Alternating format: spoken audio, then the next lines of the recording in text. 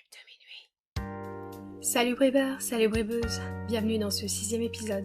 Moi, c'est Johanna, et vous écoutez Bribes de minuit, un podcast poétique indépendant dédié aux écrivains d'un jour ou de toujours, poètes la nuit et aussi parfois le midi.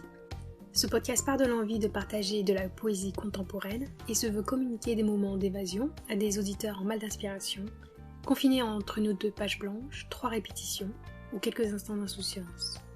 Un dimanche 2 fois par mois, je vous révélerai les poésies de bribeurs qui ont épousé l'anonymat, côtoyé le doute, mais aussi les écrits de poètes ou poétesses qui souhaitent partager leurs pensées noires ou leurs réflexions bucoliques.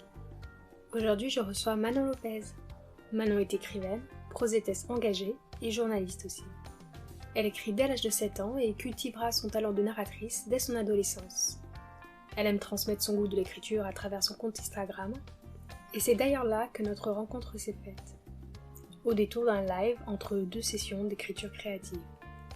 Elle est emportée par un riche héritage familial qui lui permettra de cultiver son féminisme, et les écrits de cette bribeuse sont modelés par son vécu de femme contemporaine et ses amourettes déchues. Ses textes abordent la passion dans ce qu'elle a de plus complexe, en passant par des schémas d'attachement ou d'autodestruction. Tout cela avec un esthétisme très pop. C'est d'ailleurs de ces schémas qu'il s'agit aujourd'hui.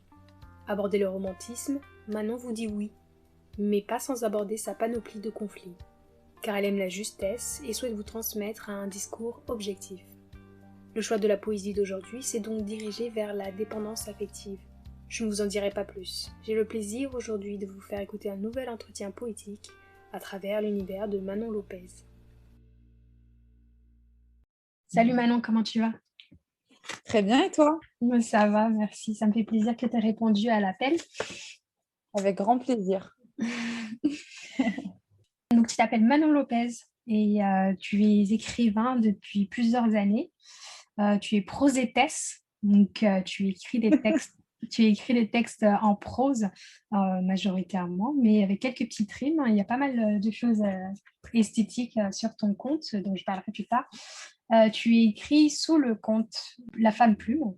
Si je dis que tu es écrivain, c'est parce que tu as publié un bouquin aux éditions Les Perséides. Le nom du bouquin, c'est la même chose, c'est La Femme Plume, si j'ai bien compris. C'est ça, exactement. La Femme Plume est suivie de l'Éclipse, puisque le recueil est scindé en 2. Et donc, il y a une partie qui s'appelle l'Éclipse aussi. Et c'est un bouquin de prose, c'est pas des nouvelles.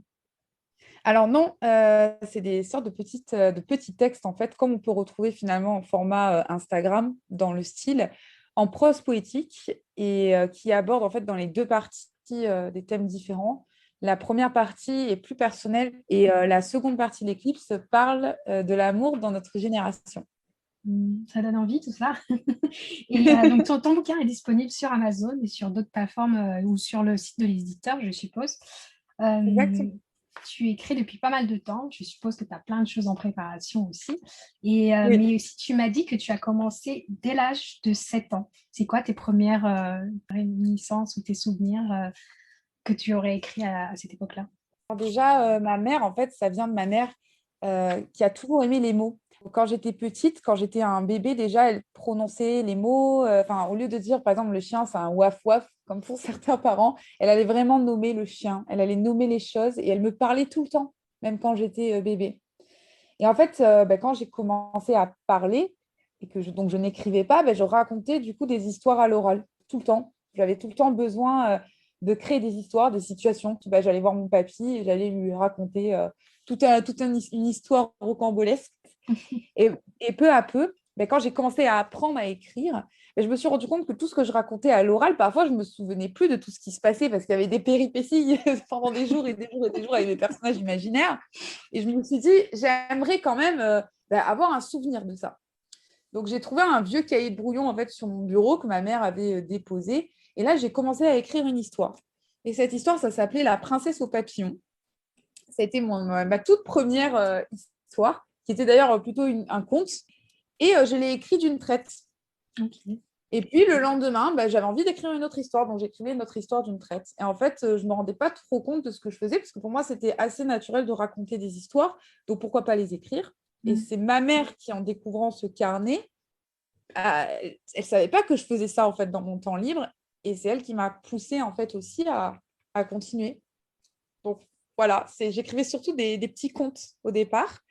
Et puis, par la suite, j'ai commencé à écrire de la poésie parce que j'aimais la sonorité des mots, leur sensibilité, leur signification, les métaphores, les images.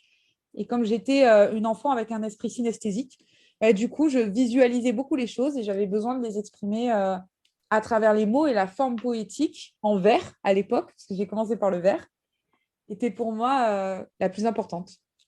Merci à ta maman de t'avoir poussé, parce que la plupart des choses que tu poses sont très esthétiques en effet. Et donc, dans le synopsis de ton livre, l'éditeur choisit de désigner un auteur comme un de tes auteurs phares. Donc, c'est Gustave Flaubert qui dit Je sens par elle, je vis par elle. Si tu avais à faire une pastiche de cette maxime, qu'est-ce que tu dirais? Franchement, en fait, je ne sais pas parce que pour moi, au départ, Flaubert se qualifie de l'homme plume. Hmm. Si je suis l'homme plume, je sens par elle, je vis par elle. Bah, je dirais simplement, je suis la femme plume, je sens par elle, je vis par elle. Juste, je remplacerai homme par femme. D'accord. En fait, d'ailleurs, je tiens à préciser que ce n'est pas moi qui me suis donné le pseudonyme de la femme plume au départ. Ce pseudonyme, il est là depuis l'âge de mes 17 ans. Parce qu'en cours de littérature française, en fait, mon professeur de français constatait qu'au lieu d'écouter les cours, j'écrivais en fait, tout le temps. Et un jour, elle m'a dit, Manon, tu es la femme plume. Et elle a cité Flaubert, je vis par elle, je sens par elle. Ce pseudonyme, il a vraiment fait écho à moi une fois où je me promenais dans une librairie et j'ai trouvé un livre qui parlait de Flaubert. Et ils avaient qualifié voilà, Gustave Flaubert, l'homme plume. Et je ne sais pas pourquoi ça a fait écho.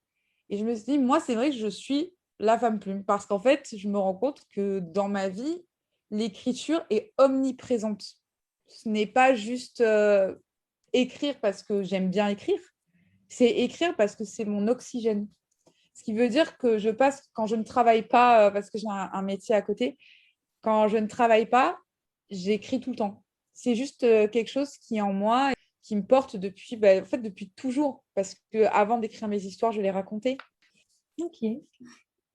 Et dans tes poèmes, ou enfin tes proses poétiques, tu abordes pas mal des questions sociétales qui sont dites de manière un peu souple et en légèreté, je trouve. C'est pas trop direct, c'est pas frontal et du coup c'est assez agréable à lire. Et tu abordes des questions sociétales comme tout ce qui touche à nos générations féministes, par exemple. Ton féminisme, c'est ce qui t'inspire le plus ou est-ce que tu as d'autres Alors sujets non, phares? ça fait partie de mes inspirations. Après, c'est pas ce qui m'inspire le plus parce que tout peut m'inspirer, mais la portée féministe, ce qu'il faut savoir, c'est qu'elle vient de ma famille aussi. C'est-à-dire mon arrière-grand-mère, j'ai été élevée dans l'image de mon arrière-grand-mère que je n'ai pas connue, mais ma mamie me racontait beaucoup d'histoires autour d'elle.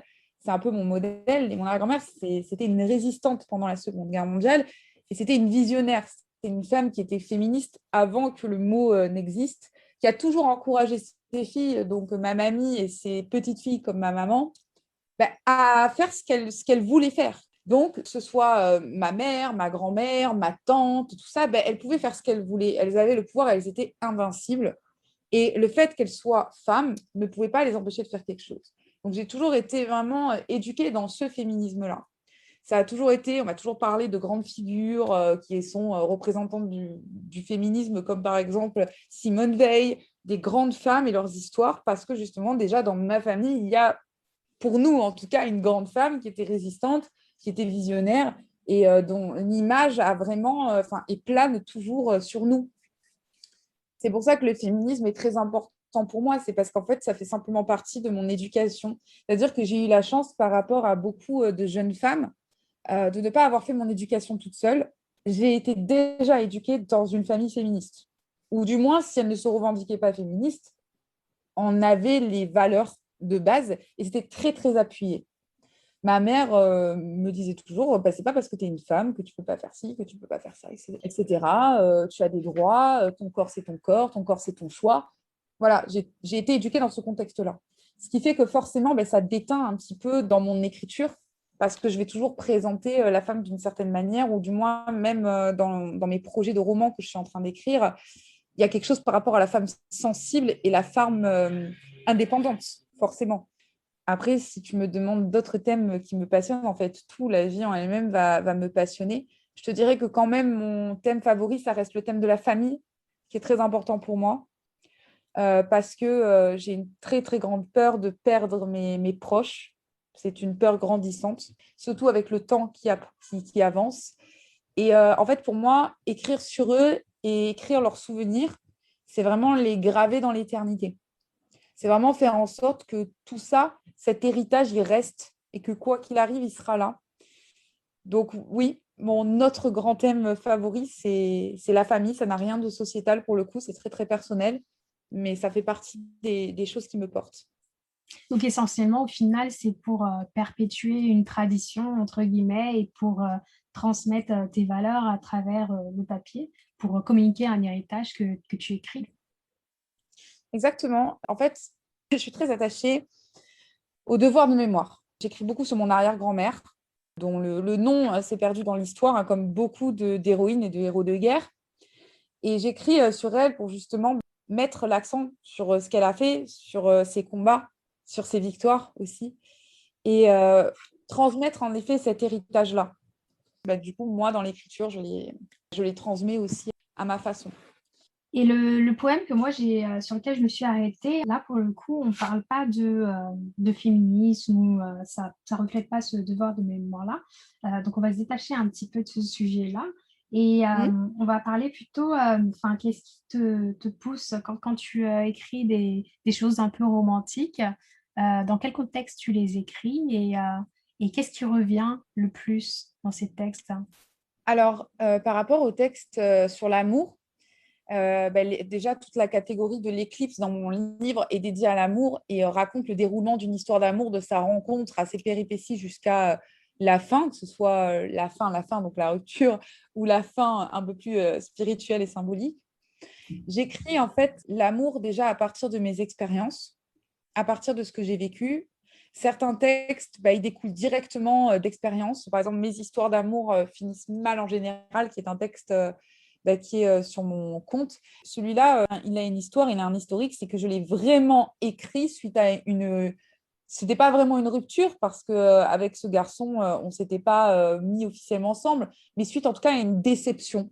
Voilà, et de me rendre compte que, au final, à chaque fois que j'entamais quelque chose, en réalité, ça n'aboutissait pas pour telle ou telle raison et que ça me décevait. Mais malgré tout, malgré le contexte quand même personnel, j'essaye toujours d'avoir un regard un peu objectif de la situation. D'où le fait que dans ce genre de texte, on n'est pas vraiment dans un style toujours très, très romantique. On est plutôt dans un style un peu ironique, en fait. Il y a un sous-ton assez ironique dans ce genre de texte. Et bah, justement, on parlait d'attachement, et là, en fait, ce texte, hein, il parle d'attachement et de détachement. Est-ce que tu veux bien commencer la lecture? Parce que j'ai plein de questions à te poser par rapport à ce poème. Alors, je le lis.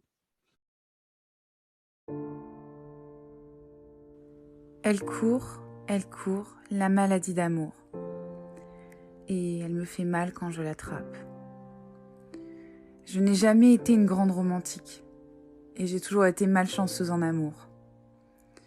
Si j'ai rejeté lâchement la faute sur mes amants, c'est pour mieux me dédouaner de mes propres erreurs.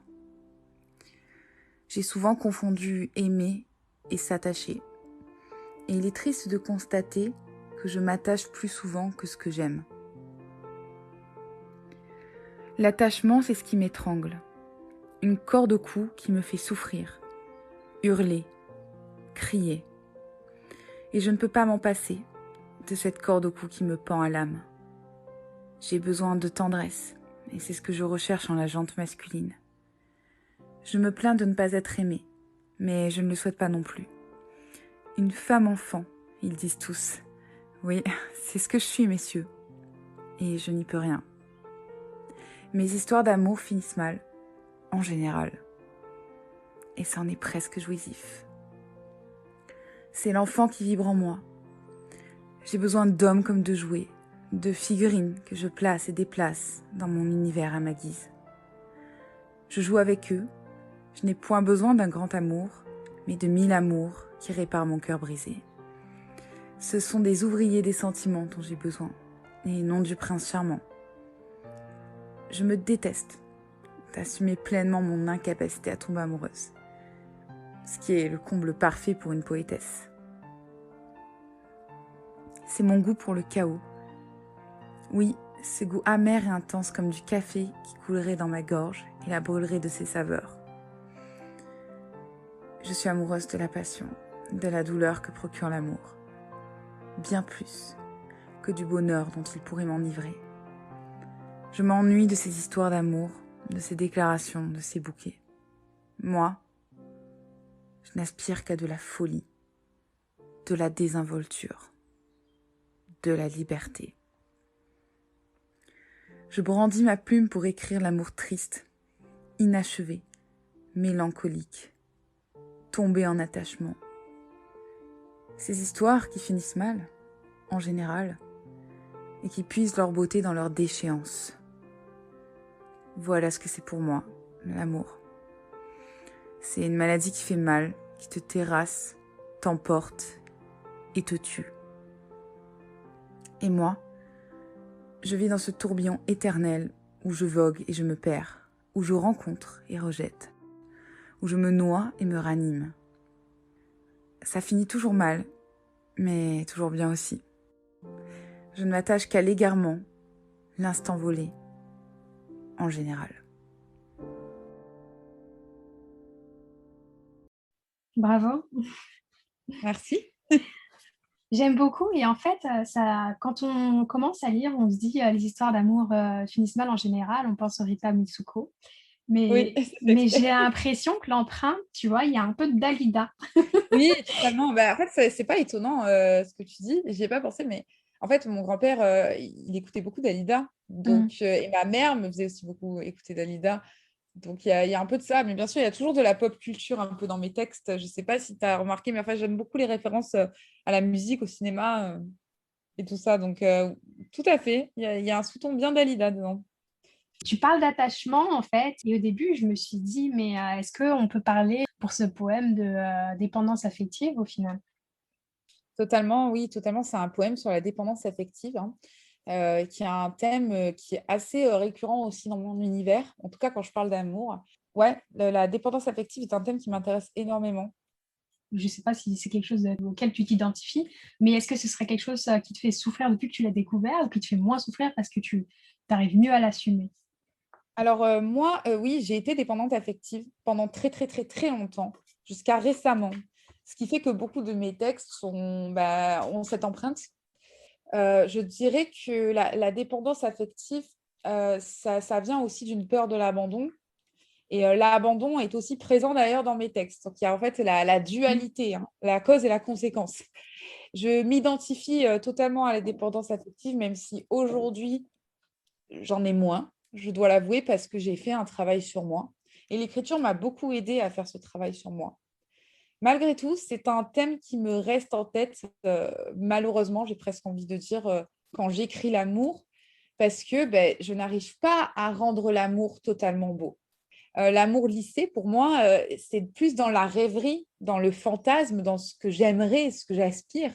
C'est pour ça que je disais que le thème de l'amour chez moi est un peu particulier, parce que je n'arrive pas à écrire l'amour emporté, magnifique, tout ça. Il y a toujours des petites problématiques qui viennent s'y glisser, en tout cas.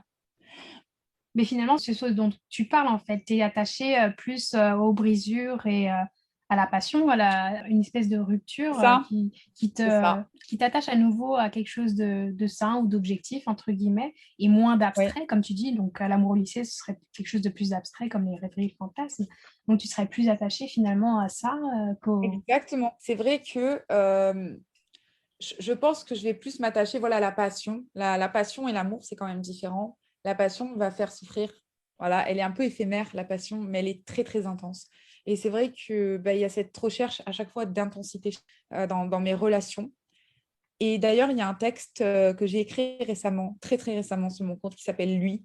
Et dans ce texte, j'explique l'histoire d'un homme qui est amoureux de moi, mais qui est amoureux sincèrement de moi et avec qui je pourrais potentiellement avoir une très belle histoire d'amour en fait saine justement et loin de la dépendance affective et de l'attachement qui sont malsains, mais que je n'arrive pas parce que je suis moi-même en fait un peu possédée par mes démons et que je n'arrive pas à tomber amoureuse de lui parce qu'il ne représente pas cette espèce d'autodestruction, de passion qui m'anime et qui me fait mal en même temps.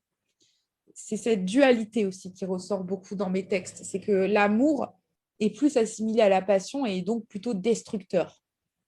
Mais c'est jamais destructeur, en tout cas dans un style assez triste, tu vois. Je vais quand même garder une forme d'ironie là-dessus parce que je sais comment je suis. Je l'ai accepté. J'ai accepté d'être comme ça. Par contre, j'avoue que je fais un travail personnel pour quand même améliorer ma vie sur ce point-là.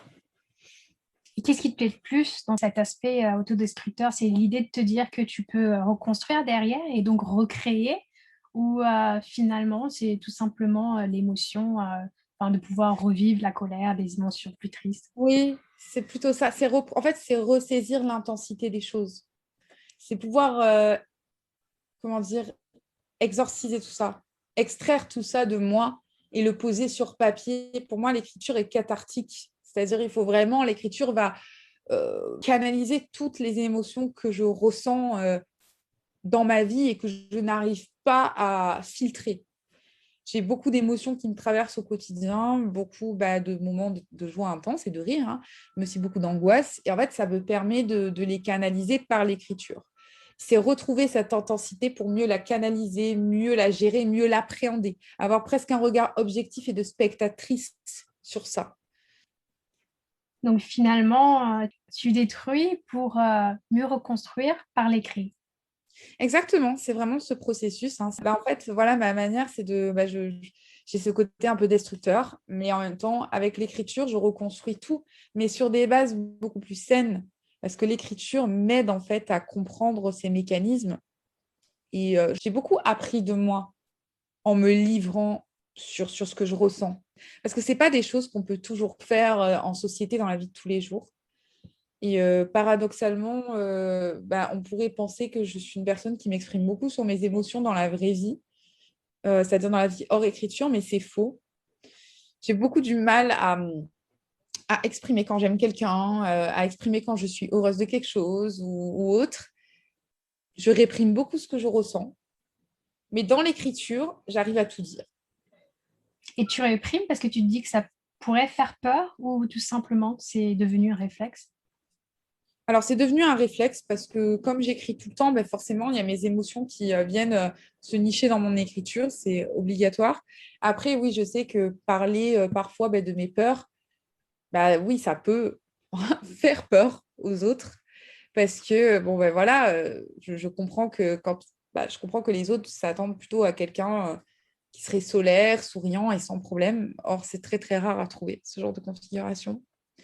Et toi, tu te sens pas trop bien de te dévoiler, de dire tes émotions. Et j'ai parfois très, très peur quand je rencontre un nouvel homme ou quoi, qu'il tombe sur mon compte, honnêtement, et qu'il me lise. C'est pour ça que ça dépend le type de rencontre que j'ai, mais je vais pas dire systématiquement que j'écris. Je vais pas dire systématiquement que je suis écrivain ou quoi que ce soit, parce que j'ai pas envie qu'on me retrouve. Et j'ai pas forcément envie que ces hommes que je rencontre à peine, par exemple, et qui seraient sympathiques, puissent tomber sur certains de mes textes et prendre peur de ce que j'écris.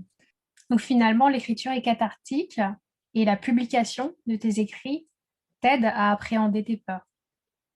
Exactement, l'écriture, c'est un peu ce qui me sauve. Comme je dis souvent, l'écriture, c'est mon oxygène. Donc, c'est littéralement ce qui pourrait me faire vivre parce que c'est ce qui m'anime dans la vie. Et maintenant que je suis jeune adulte, j'ai gardé ce réflexe-là d'extraire tout ce que je ressentais par l'écriture. Tu as 28 ans, c'est ça? Oui. Et aujourd'hui, en tant que jeune femme, si tu avais un message à communiquer aux jeunes femmes de notre génération, qu'est-ce que tu aimerais dire à ces femmes qui probablement sont animées par les mêmes conflits que toi, ce problème d'attachement, d'autodestruction, etc. Moi, je leur dirais d'accepter ce qu'elles sont déjà. En fait, il y a tout un processus d'acceptation parce que la dépendance affective, ça ne vient pas comme ça. Il y a une source. Moi, je connais la source de ma dépendance affective. Je sais que j'appelle souvent ça ma condamnation, en fait, malheureusement. Mais je suis au courant de ce qui se passe. Et je pense que si elles arrivent à s'accepter, qu'elles arrivent à comprendre quelle est la source du problème, elles arriveront à faire la paix avec elles-mêmes, en fait. Et je pense que ça vient d'un dialogue intérieur qu'elles ont à faire avec elles-mêmes.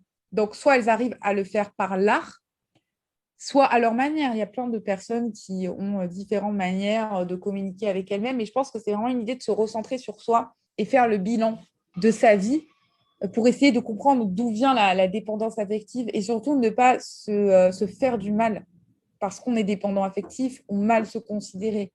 Je pense qu'il faut juste accepter qu'on est comme ça parce qu'il y a une source et essayer de régler la source, voilà, pour pouvoir apaiser nos cœurs. Donc moi, c'est ce que je dirais aux femmes de cette génération-là, mais je leur dirais également que ce sont des femmes invincibles, comme me disait ma propre arrière-grand-mère, et que du moment que tu es une femme invincible, même si tu as des démons, tu pourras toujours te battre contre ces démons-là. Tu pourras toujours faire quelque chose pour t'en sortir. Et même si ce n'est pas parfait ce que tu fais et que ce travail te demande des années, voire te demande peut-être 20 ans, 30 ans pour le faire, tu peux le faire. Il n'y a rien qui t'empêchera concrètement d'être libre de tes démons. C'est un beau message, merci. Il y a beaucoup de clichés ou de mythes qui tournent autour de la dépendance affective, je trouve, comme quoi ceux qui souffrent de dépendance affective seraient issus d'un milieu où il y avait des dysfonctionnements familiaux, manque de communication, affection, violence, alcoolisme, tout un tas de choses. Et moi, ce que j'aimais aussi dans tes écrits, je trouvais que tu parlais d'abondément. Je trouvais que c'était une figure de style qui était sympa pour appréhender justement ce problème d'attachement, de destruction, etc. Comment toi tu le vois si tu dois revoir ces clichés de manière poétique? Moi, je pense que certains de ces clichés sont quand même vrais. Parce que la dépendance affective vient pour la plupart du temps, après je ne veux pas affirmer cela parce que je ne suis pas psychologue ou psychiatre ou quoi que ce soit, mais je pense que quand même la majorité du temps, il y a ce problème de l'abandon, ou du moins ce problème du regard dans la famille, parce que je pense que la majorité des problèmes qu'on retrouve chez l'adulte, bah, c'est des problèmes qui se sont installés dans l'enfance. Or, qui au final t'influence le plus dans l'enfance, c'est quand même bah, les personnes qui sont autour de toi. Moi, je dirais que quand même ces clichés peuvent être vrais. Après, sûrement, il y a des personnes dépendantes affectives qui le sont devenues au cours de leur vie par des mauvaises expériences amoureuses ou autres. Mais de mon côté, ça a été plutôt dans l'enfance, hein. Ça n'a pas, c'était bien avant que j'ai quelconque relation amoureuse ou quoi. C'était déjà là, en fait. Et ça a grandi encore et toujours. Mais d'une manière poétique, Arbon démon, c'était pour moi vraiment le mot qui pouvait désigner ce genre de démon. Parce qu'en fait, je conçois l'abandon comme une malédiction ou comme un démon qui te poursuit. Parce que quoi que tu fasses, tu vas répéter le schéma, en fait. Tu vas te le répéter toi-même. Tu as été abandonné une fois, ben, pour toi, ça va se reproduire. Et parfois, même dans les relations, qu'elles soient amicales, familiales, amoureuses, même sans t'en rendre compte inconsciemment, tu vas provoquer ton propre abandon. C'est ça qui est de malsain aussi dans la dépendance affective, c'est que tu vas avec la personne, tu t'attaches à elle, mais énormément dès le départ, et en plus, tu planifies ton propre abandon. Tu te crées un scénario incroyable, en fait. C'est une planification alors? Ben, en fait, oui, ça peut arriver. En tout cas, moi, dans mon cas, à moi, hein, personnellement, quand tu as peur de l'abandon et que tu es un peu dépendant affectif, parfois, tu vas provoquer ton propre abandon, oui. Tu vas vraiment... ça va être schématique. À force d'avoir peur d'être abandonné, tu vas adopter des attitudes assez extrêmes qui vont faire que bon, tu peux être potentiellement abandonné par ton partenaire parce que ce sera difficile pour lui à gérer. C'est quelque chose qui te rend difficile aussi, c'est un trouble. Mais oui, ça peut être difficile pour les gens aussi qui sont autour de toi. Mais toi, personnellement, si je peux me permettre de te poser une question personnelle, tu as vécu avec tes deux parents et tu n'as pas eu de parents violents ou alcooliques? Non, non, pas du tout. Merci pour cette Non, non. réponse. Parce que je suis d'accord avec toi que voilà, c'est pas nécessairement de cliché, c'est très fréquent que ce soit le cas, mais c'est pas quelque chose de Non, c'est pas systématique, nécessaire. poncé. Il y a plusieurs. Je pense que quand même, à la base, il y a beaucoup de cas où c'est l'enfance. Je pense, Mm. dans moi, en tout cas, autour de moi, les personnes dépendantes affectives qui ont pu en parler. Mais je pense que tu peux aussi probablement le développer après dans tes relations et tout, hein. Je pense que ça peut se développer après. Mais parfois, ça suffit de rien. C'est pas forcément de la violence, de l'alcoolisme ou des choses comme ça. Ça peut être un abandon parce que l'un des deux parents a décidé qu'il allait plus s'occuper de toi, en fait, et qu'il allait te mettre de côté, ou parce qu'il préférait ton petit frère, ta petite sœur, et que du coup, toi, tu as été réduit à être l'enfant de côté. Donc, c'est pas de la violence physique, mais c'est de la violence psychologique. Donc, forcément, ça a un effet sur toi et sur le regard, l'image que tu as de toi. Et donc, plus tard, tu auras tellement peur, en fait, de revivre ça et de perdre quelqu'un, que tu vas t'accrocher à lui et tu vas l'empêcher d'être libre, en fait, par ta propre peur d'être abandonné. Et tu ne le fais pas méchamment, tu le fais parce que toi-même, tu baignes totalement dans tes peurs et dans tes traumatismes. C'est pour ça qu'il y a une forme de mélancolie et de tristesse, je trouve, dans la dépendance affective. C'est quelque chose qui est triste, en fait, parce que tu ne fais même pas les choses pour être mauvais. Et d'ailleurs, le trois quarts du temps, tu tombes sur des pervers narcissiques parce que tu les attires, parce que tu es le schéma parfait pour eux. Donc, c'est plutôt triste, en fait, comme histoire, parce que ce sont des choses que tu n'as pas réglées dans ton enfance, dans ton adolescence, ou plus tard, hein, si ça arrive plus tard, qui te poursuivent tout le temps. Et quand tu dis que ça peut attirer les pervers narcissiques, qu'est-ce qui serait attirant chez la dépendante affective pour le pervers narcissique? Peut-être le fait que le dépendant affectif, il va avoir du mal à se détacher, en fait, des gens et des personnes. Donc, du coup, il va vraiment rester accroché à la personne avec qui il est, même si la personne le traite mal. Donc, parfois, on laisse passer des comportements intolérables. Et c'est parfait pour les pervers narcissiques. Après, ce n'est pas systématique non plus, hein. Il y a des dépendants affectifs qui ne sont pas obligés de tomber sur des pervers narcissiques, mais c'est quand même des profils assez imbriqués quand même. Ouais, je trouve aussi. Mais pour rappel, juste pour ceux qui sont un peu perdus sur les termes, en général, le pervers narcissique, c'est un manipulateur qui se valorise en rabaissant les autres, qui n'aime personne et a une image dévalorisante de lui-même qu'il reporte sur les autres, donc il projette. Et il éprouve un certain plaisir justement à détruire à travers l'autre. Donc finalement, il y a un schéma d'autodestruction qu'on retrouve pour chacune des parties qui serait peut-être une explication. Est-ce que tu penses que finalement, en étant conscient de ces mécanismes, on pourrait passer au travers de cette sentence abandémoniaque? Très bien dit, très bien dit. Je pense qu'en tout cas, si on en a conscience, on peut rattraper le tir rapidement. C'est en commençant à prendre conscience que j'étais dépendante affective, parce que je ne le savais pas forcément, qu'en fait, j'ai commencé à m'interroger et que j'ai commencé à donc ne pas reproduire ce que je faisais avant. C'est-à-dire que quand je sentais que la personne me traitait mal ou commençait à mal me traiter, de suite, je partais. Voilà, tu n'acceptes pas, certains comportements ne sont pas acceptables, ne sont pas tolérables, donc hop, tu pars. Voilà. Et ça, déjà, ça te rectifie le tir de savoir ce que tu es. C'est pour ça que je disais tout à l'heure aux jeunes femmes de ma génération, apprenez à vous connaître dans vos failles aussi. Parce qu'on veut toujours, on veut toujours qu'en fait, les hommes et les femmes connaissent leurs victoires ou leurs points forts. Oui, c'est bien de connaître tes points forts, mais tes points faibles, c'est aussi bien de les connaître. Et ça en revient à un thème qui est très, très, très important pour moi, c'est la santé mentale, parce que par extension, la dépendance affective, c'est quand même un problème de santé mentale. Dans cette génération, aujourd'hui, on n'en parle pas assez de la santé mentale. Donc, comme c'est un sujet tabou, tu peux être dépendant affectif, ne jamais le savoir et tomber dans des choses terribles, en fait.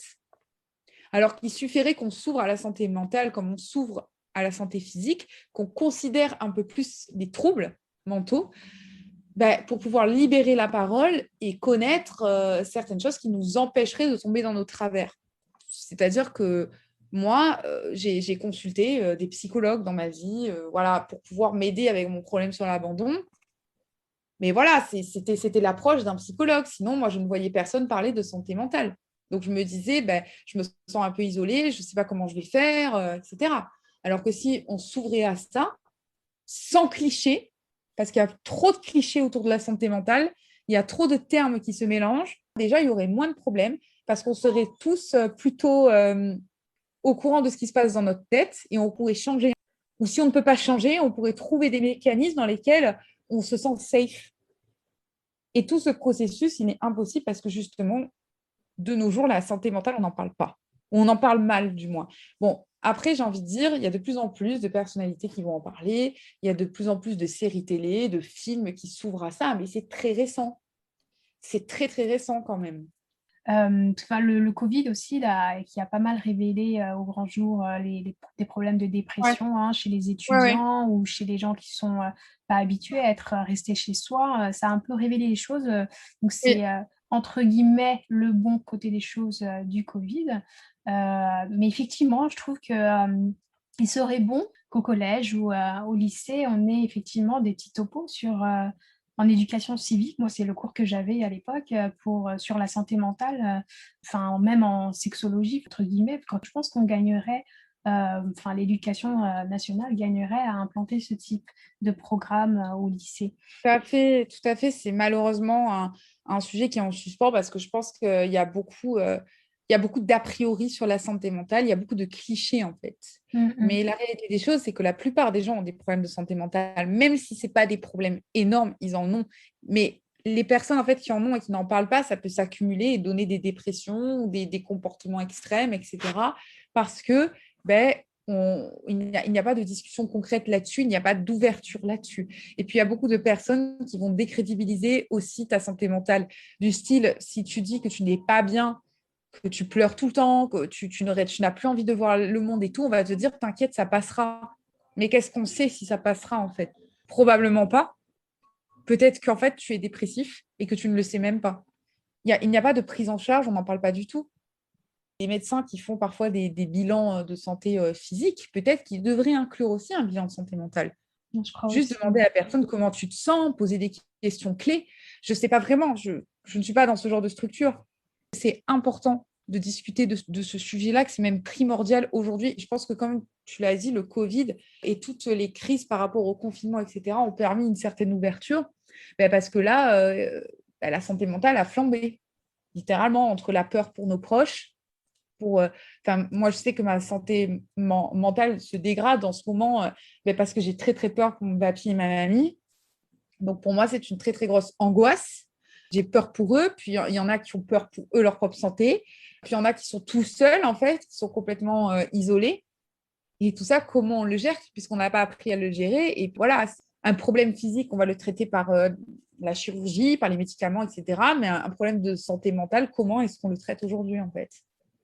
On parle C'est... beaucoup des soins intensifs qui étaient surchargés pendant les crises, pendant les pics de cas, mais on a moins parlé justement du manque de place dans les asiles ou dans les cellules psychiatriques ou Ouais. justement ces départements où on a clairement besoin de place et que les psychologues sont un peu surchargés.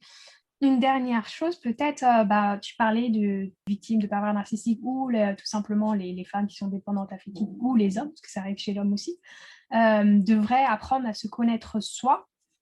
Mais on a parlé aussi d'apprendre s'il y avait une priorité aussi qui viendrait après le conatus, se connaître soi-même, de savoir aussi reconnaître le comportement euh, Mmh. invalidant chez l'autre ou cette espèce d'angoisse qui est projetée vers l'autre ou ce comportement violent, d'apprendre à le reconnaître pour s'éloigner. Est-ce que tu as d'autres priorités que tu aurais que tu aimerais désigner? Alors, pour se sortir de schéma destructeur, bon, ben, à part les deux points que j'ai évoqués, je pense ben, parler déjà à des professionnels. Je pense que c'est très évident, en fait, comme point. C'est pas naturel pour certaines personnes d'y aller, mais ça devrait être tout autant naturel d'être suivi par un professionnel de santé mentale que par un professionnel de santé physique. Donc, si tu constates que tu as des schémas, des choses qui se reproduisent dans ta vie, non, ce n'est pas normal. C'est pas normal. Je prends mon exemple, comme ça, c'est concret, qu'à chaque rencontre, j'ai l'impression qu'on va m'abandonner et que ça crée des comportements extrêmes de peur, d'angoisse, etc. Ça, ce n'est pas normal. En fait, ce n'est pas une attitude normale. Donc, ce qu'il faut faire, c'est aller voir un professionnel. Alors, trouver aussi, il y a des thérapies alternatives comme l'hypnose, que j'ai pu tester, l'hypnose érectionnelle notamment, le MDR, je ne sais pas. Ça va dépendre de toi et de pourquoi tu as ça. Est-ce que c'est un trauma? Bon, voilà, dans tout ce qui est le vibe d'apprendre à s'aimer soi-même, c'est très important, en fait, le self-love. On en parle beaucoup sur les réseaux sociaux. Alors, on en parle beaucoup, beaucoup par rapport au physique. J'évoque notamment Ouais, le body le body positive. positive, exact. Parce que, alors, voilà pourquoi je choisis le body positive, parce que ça a été le premier reportage que j'ai fait en tant que journaliste. Donc, le body positive notamment, qui est toujours très présent aujourd'hui. Mais ce sera bien, en plus du body positif, peut-être de parler du mental positif, je ne sais pas comment on pourrait dire ça, mais justement, d'apprendre aux gens le self-love mental aussi. C'est-à-dire s'accepter, se connaître, se faire du bien, avoir une activité qui, je dirais pas qui nous donne de la valeur, mais qui nous fait sentir comme si on avait de la valeur, avoir des passions, développer ses relations sociales saines. Et pour développer justement des relations sociales saines, apprendre à connaître ce qui nous convient ou pas chez l'autre et s'entourer du coup de personnes bienveillantes. Tout ça, c'est un process pour justement lutter contre ce genre de comportement. En tout cas, c'est les process que moi, j'ai utilisés et d'autres personnes pourront dire qu'ils ont d'autres procédés. Mais je pense que voilà, reconnaître déjà ce qui ne va pas chez l'autre, reconnaître ce qui ne va pas chez toi, voir un professionnel de santé et pratiquer en fait cette espèce de... Je sais que le mot self-love, il est partout, donc c'est même pas représentatif, mais juste pratiquer une activité ou quelque chose qui te passionne, qui t'anime dans la vie et t'entourer surtout de personnes qui t'aiment pour ce que tu es. Et quand je dis qu'ils t'aiment pour ce que tu es, c'est-à-dire que ces personnes vont t'aimer avec tes démons. Quand ils te prennent, c'est tout le package. Pas prendre des amis qui s'intéressent à toi juste pour ton travail ou pour ce que tu produis, mais prendre des amis qui t'ont connu, par exemple, avec la dépendance affective et qui vont t'aimer même quand tu seras guéri, quand tu auras des phases dures, etc. etc. Tout le schéma, le prendre point par point et voir ce qui ne va pas. Parce que généralement, on se rend compte dans la dépendance affective qu'on n'a pas les bons amis, on ne répartit pas notre temps pour les bonnes raisons. C'est-à-dire qu'au lieu de faire notre activité préférée qui nous ferait du bien, on va stalker notre mec sur Instagram, par exemple, parce qu'on a peur. Tout ça, ce sont des choses qui sont, en fait, qui sont ingérables, quoi. Ce sont des comportements difficiles et ingérables qui ne te permettent pas d'avancer. Donc, en reprenant point par point tout ce que tu fais, tu vas mieux réussir à réorganiser les choses. Après, ce ne sera pas parfait, parce qu'il faudra du temps pour justement te soigner de tes douleurs, mais ça te permettra malgré tout d'avoir des points de repère et de pouvoir faire de tes journées des journées plus saines et moins angoissées. Très bien, merci pour cette synthèse. Est-ce que tu as une conclusion personnelle à ajouter? Je pense que dans la santé mentale, puisque je vais conclure sur ce sujet-là, ça a un peu porté finalement le podcast. Voilà, surtout prenez soin de vous. Et même si on décrédibilise ce que vous avez, et si vous ressentez quelque chose, si vous ressentez un mal-être, c'est qu'il existe, c'est qu'il est bien là. Donc, essayez un maximum de le crédibiliser, de le prendre en charge, de vous faire aider, de vous aider vous-même et d'apprendre à vous connaître mieux. Je le dis parce que j'ai beaucoup, moi, de projets de romans en ce moment qui vont porter sur la santé mentale, justement. Donc, ça fait bien le lien. Et que je sais à quel point c'est difficile, à quel point on vit dans une époque compliquée.